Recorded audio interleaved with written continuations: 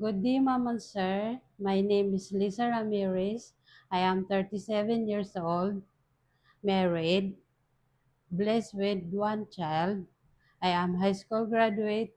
I work as a domestic helper in Dubai from 2008 to 2010. And also I work in Abu Dhabi from 2016 to 2018. As a domestic helper, I serve one couple, one child, and one baby. My main duties are taking care of baby and cleaning in the house. To my future employer, I promise to do my best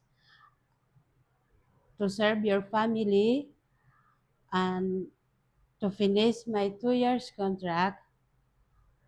Thank you, Mom and Sir. God bless.